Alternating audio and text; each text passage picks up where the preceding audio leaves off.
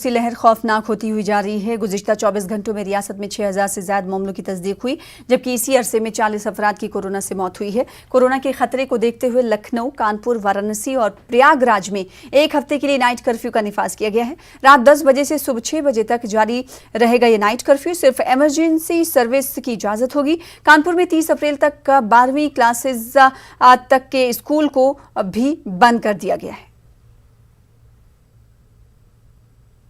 संदीप सविता हमारे साथ हमारे नुमाइंदे जुड़ रहे हैं कानपुर से, क्योंकि उत्तर प्रदेश में भी हालात तशवीशनाक होते हुए जा रहे हैं। संदीप, अगर कानपुर की बात करें और कानपुर के अलावा पूरे उत्तर प्रदेश की बात करें तो क्या कुछ सूरत हाल है, और जिस तरह से कोरोना केसेस बढ़ रहे हैं, क्या ग्राउंड में वैसी तैयारियां देखने को मिल रही?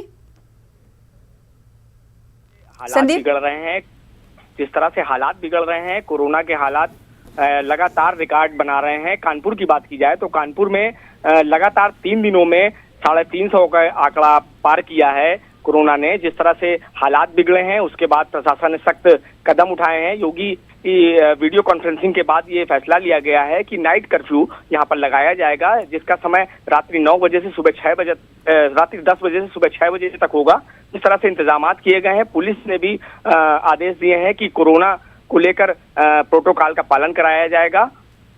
जी, जिस तरह से सख्ती बढ़ती जाएगी, उसके लिए डीसीपी जो पूर्वी हैं, उन्होंने कल आदेश किया है कि मास्क न लगाने वालों पर जुर्माना काटा जाएगा, साथ ही एफआईआर दर्ज की जाएगी। तो जिस तरह से सख्त कदम उठाए गए हैं, तो सख्ती बढ़ती जा रही है हर रियासत के हर इलाके में। बहुत शुक्रिया संदीप हमारे साथ जुड़ने के लिए, इस हवाले से अपडेट करने के लिए। फिलहाल इसी के साथ इस बुलेटिन में इतना ही। दीजिए इजाजत। आदाब।